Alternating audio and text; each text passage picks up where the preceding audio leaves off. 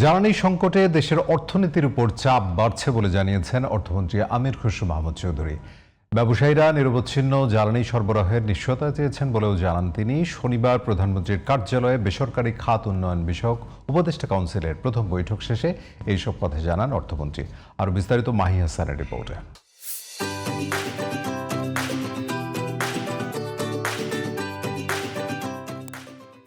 শনিবার বেলা 11:30টায় তেজগাঁও কার্যালয়ে দেশের বিনিয়োগ পরিবেশ চাঙ্গা করা এবং শিল্প খাতের বিদ্যমান সংকট মোকাবেলায় প্রথমবারের মতো ব্যবসায়ী নেতাদের সাথে বৈঠক করেন প্রধানমন্ত্রী তারেক রহমান।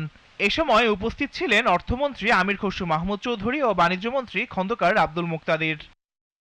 কি সংকট রয়েছে সেসব বিষয়ে বৈঠকে ব্যবসায়ীদের কাছে জানতে চান প্রধানমন্ত্রী। বৈঠক শেষে সাংবাদিকদের ব্রিফ করেন অর্থমন্ত্রী।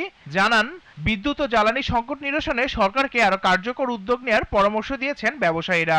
বাংলাদেশে তো ব্যবসার উপর অনেক সংকট বিগত দিনে আমরা শুনে আসছি, যে cost of doing business, is of doing business, এগুলো তো অনেক সংকট তো আছে। অনেক কিছুর সমাধান হয়েছে, আবার অনেক কিছু পেন্ডিং আছে, আলাপ আলোচনার মাধ্যমে সমাধান হবে। অর্থমন্ত্রী জানান, করের বোঝা না চাপিয়ে আওতা বাড়ানোর উপর জোর দেন ব্যবসায়ীরা।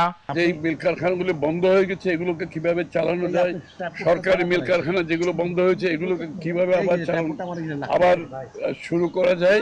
সুতরাং সার্বিকভাবে যে নতুন প্রজেক্টের বাইরেও যেগুলো পুরনো প্রজেক্ট বন্ধ হয়ে আছে এগুলো চালু করার জন্য আলোচনা হয়েছে এবং এগুলোর উপর সমাধান দিয়ে আমরা আশা করি অনেকগুলো প্রজেক্ট চালু করা হবে। একই দিন দুপুরে তেজগাঁও কার্যালয়ে প্রধানমন্ত্রী তারেক রহমানের সঙ্গে বৈঠক করে এশিয়ান ইনফ্রাস্ট্রাকচার ইনভেস্টমেন্ট ব্যাংকের প্রতিনিধি দল। জ্বালানি সংকট সহ উন্নয়ন খাতে বাজেট সহায়তার প্রতিশ্রুতি দিয়েছেন তারা।